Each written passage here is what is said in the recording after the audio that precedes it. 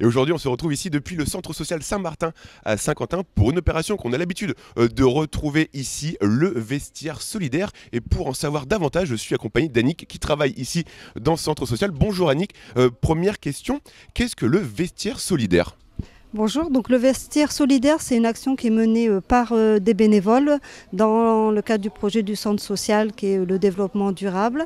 Et donc on a eu un don de vêtements qui commençait à s'accumuler. Puis les bénévoles ont pris l'initiative de récolter les vêtements, de les trier, de les ranger et puis d'en faire un vestiaire qui a été au mini prix, à tout petit prix pour en faire bénéficier le plus grand nombre possible. C'est une opération qui a commencé il y a quelques années, vous me disiez tout à l'heure.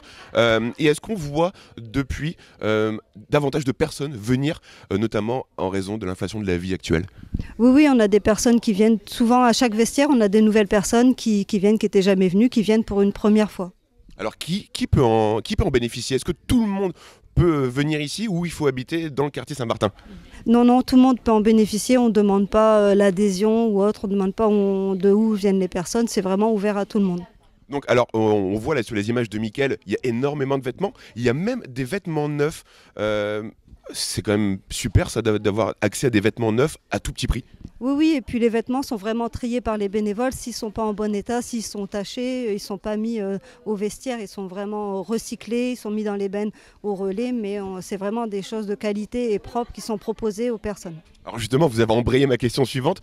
Quand les vêtements arrivent, les bénévoles, les petites mains travaillent, étudient les vêtements, entre guillemets. Sur quels critères on se base ? Oui, c'est ça, c'est tout à fait ça. Donc ils se rencontrent, ils ont des jours de collecte ou des jours où ils trient. Et puis si c'est pas une question de goût, c'est une question c'est propre, c'est pas abîmé, c'est pas de bouloche. Si moi je le mettrais, les autres personnes, si moi je le mettrais pas, on le met pas à la vente. Donc il y a vraiment des vêtements enfants, hommes, femmes, vraiment tout le monde peut y trouver entre guillemets son compte. Ah oui, c'est de zéro, il y a pas de, on met tout ce qu'on a. On a vraiment pour les tout petits et les personnes, on a des chaussures également, on a de tout.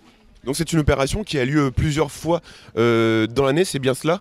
Oui, c'est ça, entre 8 et 9 fois dans l'année, une fois par mois, on essaie en fonction des vacances, mais sinon on en a entre 8 et 9 dans l'année. Alors justement, j'ai une autre question. Comment on fixe les prix selon les vêtements qui se trouvent devant nous ? Est-ce qu'on a une grille tarifaire entre guillemets à respecter ou c'est un petit peu au pifomètre ? C'est quelque chose qui a été réfléchi dans une commission. Donc on a une commission de travail avec les bénévoles et puis des personnes du conseil d'administration et moi-même. On a la commission qui s'appelle la commission économie où on réfléchit à tous ces projets-là qui peuvent apporter un petit coup de pouce aux habitants. Donc les tarifs ont été réfléchis en commission avec les bénévoles. Alors si on a des personnes, des téléspectateurs qui nous regardent et qui ont des vêtements, qui font du tri chez eux et qui ont des vêtements en trop, comment on fait pour vous les donner, pour qu'ils aient ces vêtements une seconde vie ? On est souvent à l'accueil, les personnes viennent, disent je viens déposer des vêtements pour le vestiaire solidaire et puis c'est mis de côté, après c'est trié, c'est toute une organisation qui est mise en place par les bénévoles. Encore une fois, les bénévoles, sans eux, on ne peut pas proposer ce genre d'opération, ce genre de dispositif. Les bénévoles sont quelque chose de très précieux, une main-d'œuvre vraiment précieuse.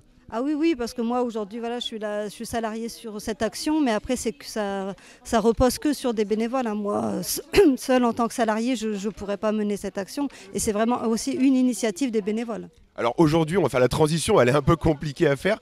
On a des vêtements, mais on a également des pommes de terre. Annick, dites-moi tout.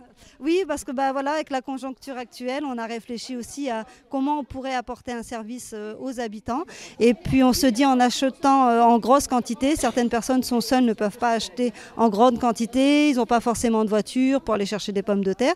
Donc on s'est dit on va acheter des pommes de terre en grosse quantité, puis on les revend à prix coûtant pour rendre un service aux habitants. Bon, quelque part, le centre social Saint-Martin est en train de devenir un supermarché quelque part, mais c'est vraiment de la proximité pour les personnes qui n'en ont pas vraiment les moyens. Oui, c'est ça. Et puis c'est aussi rendre un service parce que si on n'a pas de voiture, on ne peut pas aller acheter 10 kilos de pommes de terre, revenir en bus.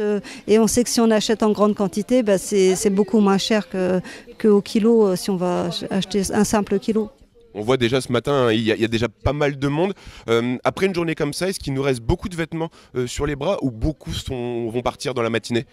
Beaucoup vont partir, mais on a un beau stock comme ça depuis quelques années. Donc, puis on est reconnu maintenant, donc on a beaucoup de dons, donc il y en aura encore jusqu'à toute la journée. Et donc les vêtements qui malheureusement ne trouvent pas preneur ici, est-ce qu'ils ont droit eux aussi à une seconde vie? Oui, oui, toujours. Donc on est toujours ouvert, on est reconnu aussi par les partenaires et on est prêt à donner des dons là pour le CHRS, accueil et promotion. Donc j'ai contact avec une éducatrice et on va donner un lot de vêtements hommes, femmes pour les personnes qui sont en situation d'urgence. On travaille aussi avec les médiateurs de la ville de Saint-Quentin qui, en cas d'urgence, si des personnes arrivent sur la ville, on est là aussi pour leur fournir un lot de vêtements. Est-ce que vous travaillez également avec d'autres associations qui viennent en aide à ces personnes? Oui, bah, la Croix-Rouge, on donne aussi à Emmaüs quand on a des dons, on donne aussi à Emmaüs, la Croix-Rouge, on développe aussi le partenariat. Alors on va rappeler peut-être les prochaines dates de ces prochains vestiaires solidaires. Si les personnes qui nous regardent sont intéressées pour y venir, ce sera quand les prochains vestiaires? Donc le prochain vestiaire aura lieu le 12 mars. Eh ben, merci beaucoup Annick d'avoir répondu à mes questions. Le vestiaire solidaire, c'est une très belle opération qui permet notamment de donner une seconde vie à des vêtements. Et vraiment, dans la conjoncture actuelle, c'est vraiment une très belle chose. Merci beaucoup Annick.